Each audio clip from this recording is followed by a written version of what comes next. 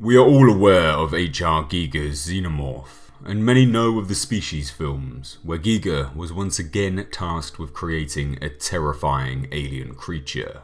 The similarities between the two creatures is undeniable. However, I would say the Species alien is far more Giger-esque than the Xenomorph, in some sense anyway.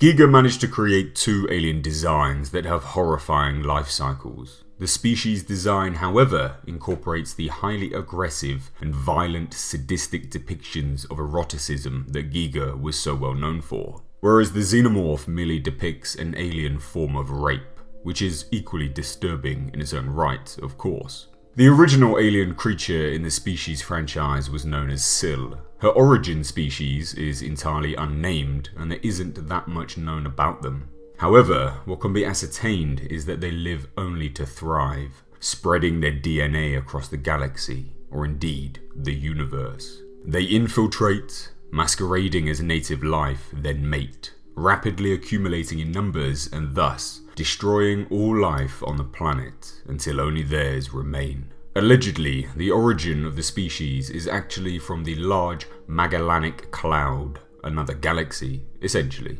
It is said to be the only other place in the universe where carbon-based life had been discovered. The Species can be likened to a cancer, spreading through the universe on their mission of reproduction and destruction. They even visited Mars. The timeline for this is unknown, however, we know they destroyed all life on the Red Planet, and even saw fit to leave some of their DNA in wait for unsuspecting victims.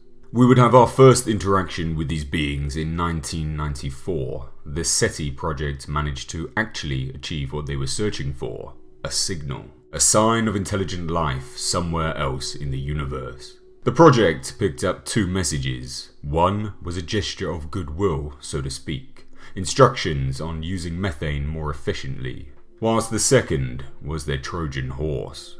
Contained in the message was a sequence of DNA and how to combine it with humans. Interestingly, this confirms that the Species were aware of us to the extent they knew precisely what we were, that we in fact use methane gas, and that our DNA was such that could be combined with their own in a specific way, which begs the question, how did they know? The scientists did what they do, and set about creating the life form the aliens had instructed.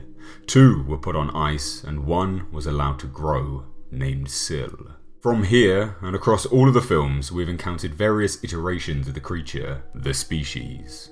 They differ from male to male, but on the whole they are bipedal in nature, though one male was seen to have a quadruped form when in combat. Each gender has a translucent exoskeleton, along with hair like tentacles, much like a predalien.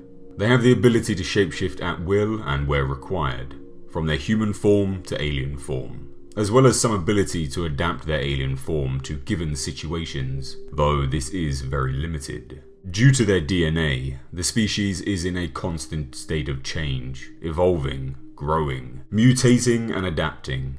No doubt this is how they conquer worlds. This is also the key to their incredible regeneration abilities, which essentially gives them a status of immortality. By that, a new being can be mutated from any amount of DNA left when one is destroyed. The only way to ensure the Species will not continue and die when one of the hybrids does is to ensure no trace is left. Total destruction. The male of the Species came around from an astronaut coming into contact with the remnants of the alien's DNA on Mars. Amazingly, it lay dormant, and when in contact with a human, he began to change, mutate, and soon became a hybrid. As with all of the hybrids, the overwhelming urge to mate came over him, and he soon went on a spree of seducing women and having intercourse. Unfortunately for the women, they became pregnant and rapidly gave birth, dying in the process. Interestingly enough, this specific hybrid displayed the ability to split his head in two.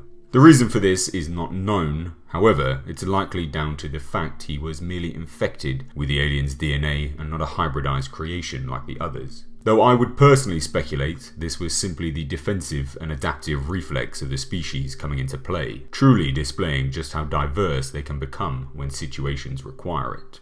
For the purpose of this video, I will only be talking about the first generation female of the Species, Sil. As there were other females that came after her, they are all much the same, with some subtleties here and there. But for the most part, Sil is the perfect example of how the female hybrid should be without tampering and breeding, as the aliens intended when they sent the message initially. When the research team acquired the message, they set about following the directions as given, providing the highest quality human DNA they could find. They resulted in Sil. Once the alien DNA was combined with the humans, the resultant growth was incredibly rapid, this being down to the adaptive nature of the species' DNA, of course. In a day, the DNA hybrid had formed into a fetus. Under a month, the fetus was a young girl, maturing at a rapid rate and about to hit puberty. As she grew, she began receiving nightmares, genetic memories of what exactly she was. The nightmares caused the research team to abort the mission and try to kill Sil, which is when she displayed an incredible level of intellect for her age and also the species' inherent desire for survival and conquering. She escaped.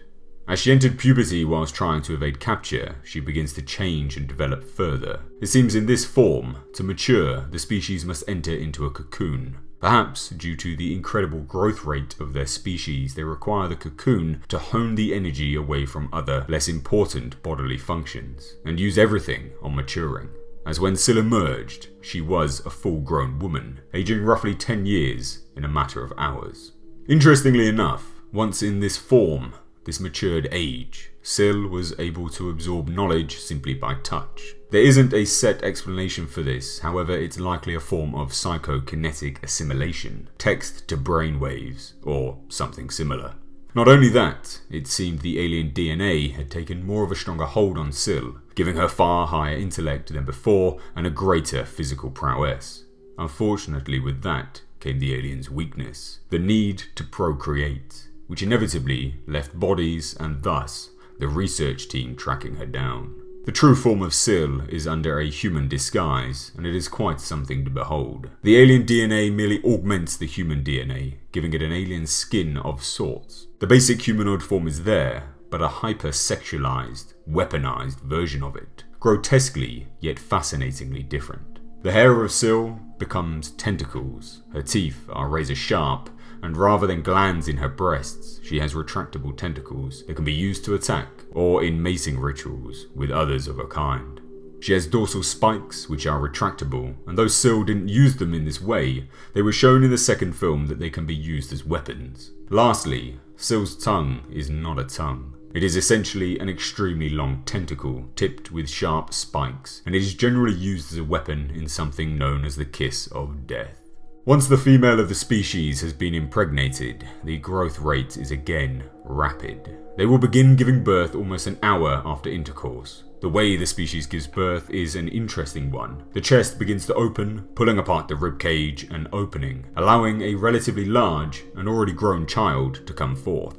The reason why Sil gave birth in this way isn't entirely clear, but is likely due to the size of the infant and due to the alien species' regeneration abilities. This seems to be the best route in terms of natural selection, as the ribcage would merely fuse back together and they can continue on their way.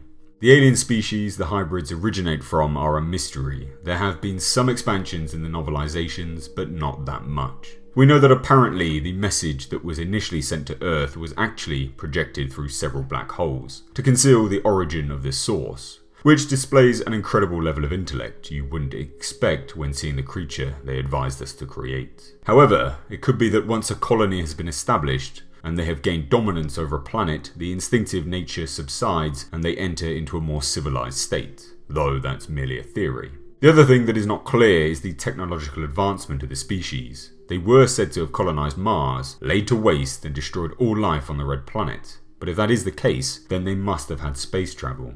Presumably, otherwise there would be much more than merely remnants of their DNA on the surface. Also, due to their mastery of black holes, this would also lead one to believe they would likely have an advanced state of technology.